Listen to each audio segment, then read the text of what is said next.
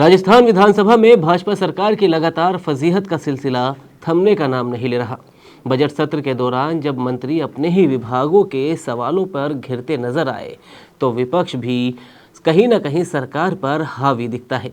कल की बात करें तो पहले गाय को राजमाता का दर्जा देने पर हंगामा हुआ, 7 बार सदन स्थगित हुआ और आज भी 2 मामलों में सरकार की किरकिरी देखने को मिली। पहला जनजाति क्षेत्र के आश्रम हॉस्टलों में बिना टेंडर के खाद्य सामग्री की खरीद और दूसरा मामला विश्वविद्यालयों में प्राइवेट स्टूडेंट से वसूले जा रहे विमर्श शुल्क पर बना। टीएडी मंत्री बाबूलाल खराड़ी और डिप्टी सीएम प्रेमचंद बैरवा सवालों के जवाब में नंबर तक नहीं बता पाए, जिससे सदन में नोकझोंक हुई और स्पीकर वासुदेव देवनानी को बीच में ही विधायकों को और मंत्रियों को फटकार लगानी पड़ी और साथ ही जांच के भी आदेश देने पड़े। अब सवाल यह है कि इस मामले ने भाजपा सरकार की प्रशासनिक कमजोरी और विपक्ष की आक्रामक रणनीति को क्या उजागर कर दिया है। तो आइए इनसाइड स्टोरी में इसे गहराई से समझते हैं। दरअसल राजस्थान विधानसभा का बजट सत्र 31 जनवरी 2026 से शुरू हुआ, जो 25 फरवरी तक चलेगा। इस सत्र में सरकार ने विकास के कई बड़े दावे किए, खासकर आदिवासी और शिक्षा क्षेत्र में, लेकिन विपक्षी कांग्रेस ने इसे मौका बनाकर सरकार की कमजोरियां भी उजागर करनी शुरू कर दी। सत्र की शुरुआत से ही हंगामा होता रहा। कल भी गाय को राजमाता का दर्जा देने का प्रस्ताव पर विपक्ष ने सरकार को जमकर घेरा। विपक्ष ने कहा कि ये धार्मिक भावनाओं का राजनीतिकरण है, जिस पर नोकझोंक इतनी बढ़ गई कि हाथापाई तक की नौबत आ गई और 7 बार सदन को स्थगित करना पड़ा। और अब आज प्रश्नकाल में 2 बड़े मुद्दे सामने आए, जहां मंत्रियों के जवाबों की कमी ने सरकार की साख पर सवाल खड़े कर दिए। ये घटनाएं दिखाती हैं कि कैसे छोटे छोटे प्रशासनिक फैसले कई बार बड़े सियासी विवाद बन जाते हैं और स्पीकर की भूमिका की निष्पक्षता की परीक्षा भी बन जाती है। ये पहला मामला जनजातीय क्षेत्र के आश्रम हॉस्टलों से जुड़ा हुआ है, जहां बिना टेंडर खाद्य सामग्री की खरीद पर सवाल उठे। दूसरा विश्वविद्यालयों में फीस की वसूली का है, जहां डिप्टी सीएम खुद घिर गए। दोनों में समानता यह है कि मंत्रियों की पकड़ आंकड़ों पर कमजोर नजर आई, विपक्ष आक्रामक और हमलावर दिखा और स्पीकर ने जांच तक का आदेश दे दिया। अब इससे ये साफ है कि फजीहत मंत्रियों की तैयारी की कमी से हुई, जिससे भ्रष्टाचार की आशंका भी कहीं न कहीं अब विपक्ष मजबूत कर सकता है।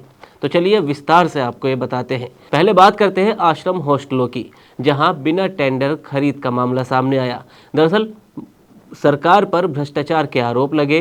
प्रश्नकाल में कांग्रेस विधायक अर्जुन सिंह बामनिया ने जनजाति विकास विभाग यानी टीडीए मंत्री बाबूलाल खराड़ी से सवाल किया कि जनजाति क्षेत्रों के आश्रम हॉस्टलों में बिना टेंडर खाद्य सामग्री की खरीद क्यों की गई और अलग अलग हॉस्टलों में इन दरों में इतना अंतर क्यों है। मंत्री जवाब में बाजार दर से कम खरीद का दावा तो कर सके, लेकिन आंकड़े नहीं बता पाए कि आखिर कितनी कीमत पर खरीदेगा और अंतर कितना है।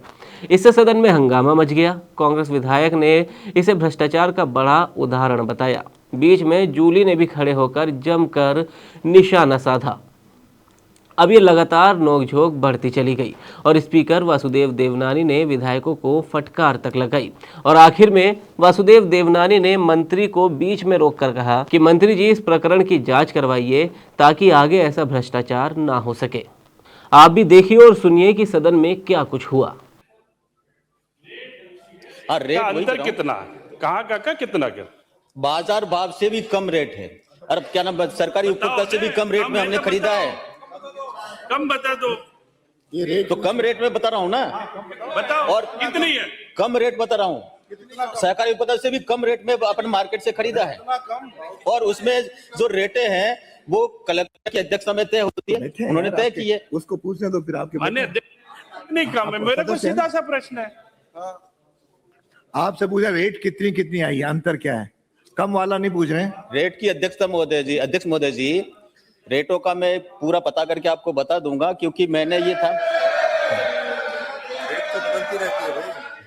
रेटे इसमें जवाब मांग रहा है। मेरा क्वेश्चन उसमें है कि ये मैंने रेटे भी पूछी है, मंत्री जी जवाब देने से कतरा रहे हैं। ये 4 हॉस्टलों की रेटें मैंने अलग अलग मंगवाई है और चारों में अलग अलग रेट बताए, वो रेट बताए। मेरे पास में ये है, मैं टेबल करने के लिए तैयार हूं। बताएं रेट। मंत्री जी सक्षम नहीं है क्या? अध्यक्ष महोदय जी,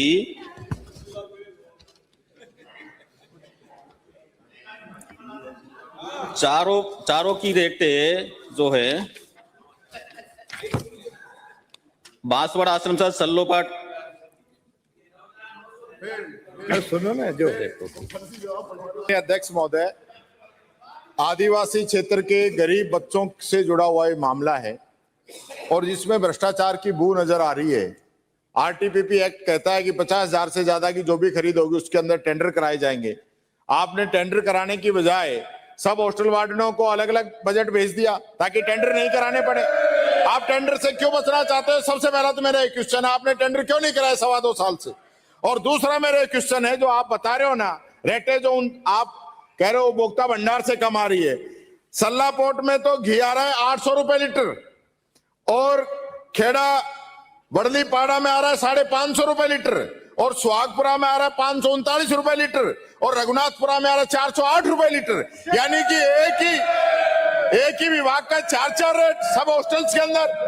ये अध्यक्ष जी, इसकी पूरी जांच होनी चाहिए। बहुत बड़ा भ्रष्टाचार है। ये मैं निवेदन आपसे करना चाहूंगा, आप इनको निर्देश दें कि पूरे प्रकरण की जांच और जो जो दोषी है उन पे कार्रवाई हो। भुगतान कर दिया सहारनपुरा माननीय मंत्री जो जी, 3,41,00,000 इसका भुगतान हमने अभी तक नहीं किया है। माननीय मंत्री जी, इस पूरे प्रकरण की हाँ। जांच करवाइए ताकि भ्रष्टाचार आगे से न हो। अगला प्रश्न है श्री शिमला देवी। बता दें कि नियम कहते हैं कि 50,000 से ऊपर की खरीद टेंडर से की जानी चाहिए, लेकिन यहाँ वार्डनों को पावर दी गई। मंत्री की असमर्थता से सरकार की फजीहत हुई, क्योंकि अगर आंकड़े तैयार होते तो विवाद टल सकता था। अब यह घटना दिखाती है कि कैसे छोटे विभागीय फैसले बड़े राजनीतिक मुद्दे बन जाते हैं और स्पीकर के यह जांच का आदेश भी भविष्य में पारदर्शिता भी बढ़ा सकता है। लेकिन क्या सरकार इसे गंभीरता से लेगी? ये सवाल जस का तस बना हुआ है। अब बात करते हैं दूसरे मामले की। दरअसल विश्वविद्यालयों में विमर्श शुल्क स्टूडेंट्स के साथ धोखा बताया विपक्ष ने। यहां कांग्रेस विधायक मनीष यादव ने सवाल उठाया कि राजस्थान के विश्वविद्यालयों में प्राइवेट स्टूडेंट्स से 1,000 रुपये विमर्श शुल्क क्यों वसूला जा रहा है। डिप्टी सीएम और उच्च शिक्षा मंत्री प्रेमचंद बैरवा ने जवाब दिया कि यूनिवर्सिटी एक्ट में प्रावधान है और मत्स्य यूनिवर्सिटी में 2018 से ये शुल्क लिया जा रहा है, लेकिन वे आंकड़े या एक्ट के स्पष्ट प्रावधान नहीं बता पाए, जिससे नेता प्रतिपक्ष टीकाराम जूली ने उन पर सदन में विशेष अधिकार हनन करने का भी आरोप लगाया और डिप्टी सीएम और नेता प्रतिपक्ष के बीच में नोकझोंक भी देखने को मिली कि राजस्थान के जो 22.5 लाख सोमपाठी विद्यार्थियों से 223 करोड़ रुपए विमर्श शुल्क के रूप में वसूल किए गए हैं तथा उक्त फीस आपके दिए जवाब अनुसार विद्यार्थियों के विमर्श तथा मार्गदर्शन में खर्च की गई है। विश्वविद्यालय द्वारा कब कब व कहां कितने विमर्श केंद्र या विद्यार्थी विमर्श केंद्र चलाए गए तथा कितने विद्यार्थियों को विमर्श दिया, वर्षवार संपूर्ण ब्यौरा सदन की मेज पर रखें। माननीय मंत्री जी। माननीय अध्यक्ष महोदय, ये विश्वविद्यालय अपना एक्ट अलग से स्वतंत्र होता है और इसमें फीस निर्धारित किस किस के लिए की जाती है वो विश्वविद्यालय खुद अपने एक्ट में, तीनों के एक्ट है और इन एक्ट में उन्होंने ये प्रावधान ले रखे हैं। और इसका जो चांसलर है महामहिम राज्यपाल जी है, निश्चित रूप से आपने जो मंशा जाहिर की है, कितने कितने जो व्यय है, मैंने आपको इस क्वेश्चन में भी आपको पूरा बताया है। और इसके अलावा मैं आपको बता दूं कि 17-18 में 27.8 करोड़ आए हैं। मैं ये पूछ रहा हूँ पूरे विद्यार्थियों को दिया, पूरे शुल्क बता रहा हूँ आपको, पूरे शुल्क बता रहा हूँ। मैं कह रहा हूँ विमर्श कितने विद्यार्थियों को दिया उसका ब्यौरा दे दो आप। तो बताओ। देखिए, इसलिए तो मैं कह रहा हूँ आपको कि विमर्श शुल्क जितने भी शुल्क लगाते हैं वो शुल्क स्वतंत्र रूप से विश्वविद्यालय अपने आप में स्वतंत्र है, वो लगाता है। मनमर्जी करेंगे? मनमर्जी नहीं, मैं बता रहा हूं ना आपको, मनमर्जी की बात नहीं कर रहा मैं, क्योंकि एक्ट में प्रावधान किया है कौन कौन से शुल्क किस रूप में लिए जाएंगे, ये एक्ट में प्रावधान है तीनों यूनिवर्सिटी के। और इसने 1000 रुपए शिवम पार्टी छात्रों से विमर्श के रूप में लेते हैं, जिसमें उनकी डेस्क लगा के उनको हर चीज की राय भी देते हैं। 3-4 कर्मचारी उनके होते हैं, अनेक बिल्डिंग के खर्चे, सारे खर्चे उसमें लिए जाते हैं। मैं बता रहा हूं आपको, अब इनकी जो मंशा है, क्योंकि हमारे चांसलर इसके राज्यपाल है, अगर आपकी मंशा जो बताइए निश्चित रूप से राज्यपाल जी तक हम पहुंचा देंगे। आगे जो एक्ट में प्रावधान है वो यूनिवर्सिटियां और हमारे माननीय राज्यपाल जी इसमें संशोधन कर सकेंगे। मैं माननीय अध्यक्ष महोदय, आप खुद शिक्षक रहे हैं, विमर्श का मतलब है कि शैक्षणिक कार्य करवाना। मैंने पूछा कहां कब कराए हैं, आप वो ब्यौरा देंगे तो राजस्थान के जो आम व्यक्ति है, नौजवान, उस तक जाएगी आपकी बात। ये गलत और मनमाने तरीके से 3 विश्वविद्यालयों ने लिया है। और जिस एक्ट की आप बात कर रहे हो, राष्ट्रीय मत्स्य विश्वविद्यालय अलवर ने वो तथ्य आपसे छुपाए, जबकि पहले मुझे 2016 से उन्होंने जवाब दिया है। और आप ये मनमाने ढंग से विश्वविद्यालय जो कर रहे हैं, अगर आप करने देंगे ये बहुत गलत बात है। मैं सबसे पहले विद्यार्थियों की सूची जो विमर्श अगर दिया है तो उसको बताएं, राजस्थान को बताएं, जनता को बताएं कि 223 करोड़ रुपए 23। अरे आपका प्रश्न आ गया ना, आने दो उस समय में। अब यहाँ भी डिप्टी सीएम आंकड़े नहीं बता पाए कि आखिर कितने स्टूडेंट्स प्रभावित हुए, कितनी राशि वसूली गई, और विपक्ष ने इसे स्टूडेंट्स के साथ धोखा करार दे दिया। विपक्ष ने साफ कहा कि ये अनुचित शुल्क है। हालांकि यहाँ स्पीकर ने जांच का आदेश तो नहीं दिया, लेकिन हंगामे को शांत करने के लिए सख्ती जरूर दिखाई। अब इन दोनों घटनाओं से भाजपा सरकार की कमजोर तैयारियां उजागर हुई। मुख्यमंत्री भजनलाल शर्मा की सरकार को भी अब 2.5 साल हो चुके हैं, लेकिन सत्र में मंत्रियों की असमर्थता से साख पर बट्टा लगता हुआ नजर आ रहा है। विपक्षी कांग्रेस इसे भ्रष्टाचार का हथियार भी बना रही है। अब आगामी पंचायत चुनावों में क्या ये मुद्दा गूंजेगा, ये देखने वाली बात होगी, क्योंकि पंचायती चुनाव में आदिवासी वोट निर्णायक है। अगर जांच से कुछ निकला तो सरकार की छवि और भी ज़्यादा खराब हो सकती है। तो क्या मंत्रियों को ट्रेनिंग के साथ साथ आंकड़े और नियमों पर मजबूत पकड़ की ज़रूरत है? इसका जवाब तो आप ही कमेंट बॉक्स में बताइएगा। फिलहाल विपक्ष की रणनीति सफल नज़र आ रही है। कुल मिलाकर ये सत्र मंत्रियों के लिए सबक है और जवाबदेही ज़रूरी है, वरना फजीहत इसी तरह होती रहेगी। तो आज की इनसाइड स्टोरी में इतना ही। बाकी TV9 राजस्थान पर यह खबर लगातार अपडेट होती रहेगी, क्योंकि विधानसभा की हर हलचल सियासी भूचाल ला सकती है।